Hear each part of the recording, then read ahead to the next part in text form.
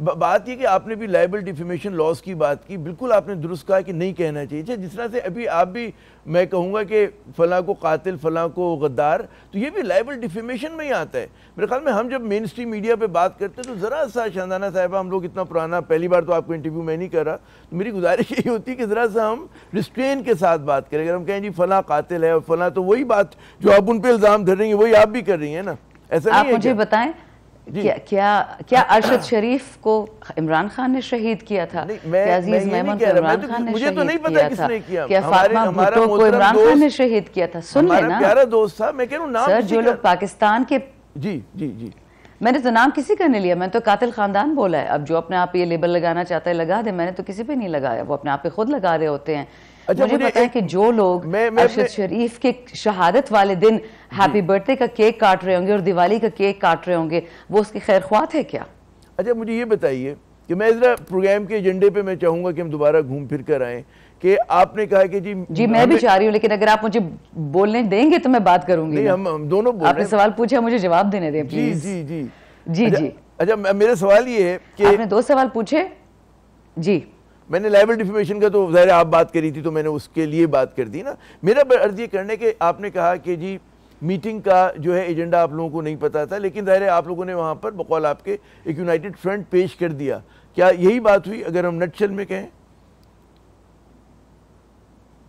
Absolutely. What I am saying جب ایک آدمی بیٹھا ہوتا ہے جیل میں اور اس نے آنا ہوتا ہے اگلے ہفتوں میں باہر انشاءاللہ، تو وہ کیا ہم اسکول کے بچے ہیں کہ ہمیں دوستیاں کرنے کے لیے بلائے گا؟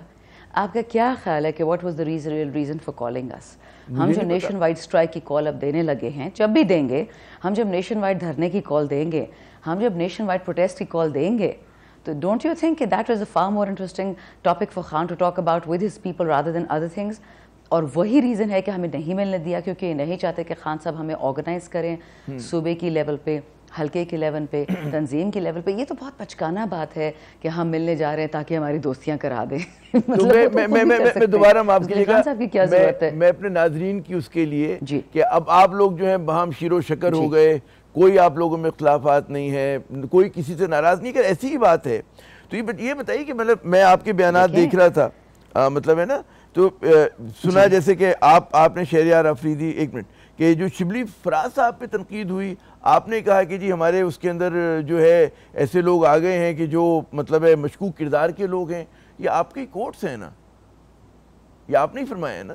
شبلی فراز صاحب کا تو میں نے نام بھی نہیں لیا. نہیں، ان کا نام نہیں لیا. شبلی فراز کے والے سے تو الگ سے لوگ تنقید کر رہے ہیں، آپ کی پارٹی کے لوگ تنقید کر رہے ہیں، ٹویٹ لوگ کر رہے ہیں، ٹھیک ہے نا، آپ کے مروت صاحب نے بات کی ہے، اور لوگ کرتے رہتے ہیں. چلے میں اس کو میں راؤنڈ اپ کر دیتی ہوں. جی دیکھیے، جی مین ایشو یہ ہے عزم استحکام. اس عزم استحکام بیسیکلی انہوں نے کے پی میں اور بلوچستان میں کامیاب کروانا ہے، ہماری کمر توڑنی ہے. کیونکہ جہاں پہ معدنیات نکل آتے نا، وہاں پہ پتہ نہیں کہ دہشت گرد کہاں سے پہنچ جاتے ہیں، پھر ان کے پیچھے آپریشن سٹارٹ ہو جاتا ہے. یہ تو پاکستان کا پرانا حرب ہے. ٹھیک، ابھی بھی ہم مینٹین کرتے ہیں یہ جو سارے دھڑے بازی کی باتیں ہیں، اٹ از ایبسولوٹلی نانسنس. یہ اسی سے ریلیٹڈ ہے کہ ہماری عزم استحکام پہ اور خان صاحب کی انشاءاللہ جو رہائی ہے ممکنہ اور جلد ہی ہوگی، اس پہ ہم بات نہ کریں. اب جو دھڑے بازی کی ایشو ہے میں آپ کو بتاتی ہوں.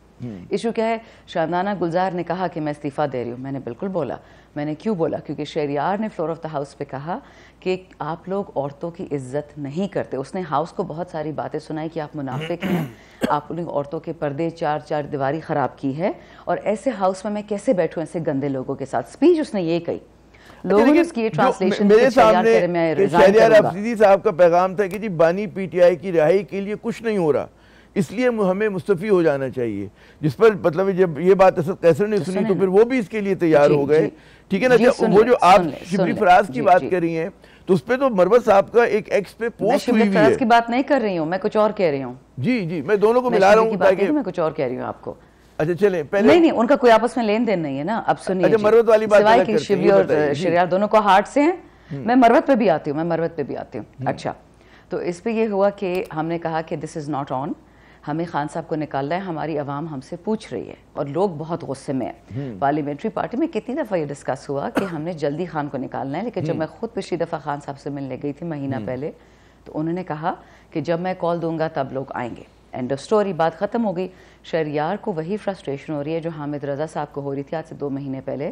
حامد صاحب نے بولا تھا کئی شوز میں کہ اگر میں خان صاحب کو نہیں نکال سکتا جیل سے, جو میری عوام مجھ سے پوچھ رہی ہے, تو میں اسمبلی اور کمیٹی کیوں کھیل رہا ہوں, میں کیوں بندروں کی طرح یہ میز ٹیپ کر رہا ہوں. ایگزیکٹلی جو حامد رضا نے بات کی وہی شہریار نے کی.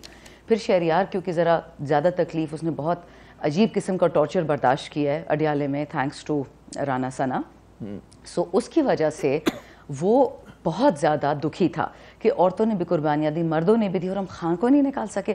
کیا اس کو یہ بات کرنے کا حق نہیں تھا؟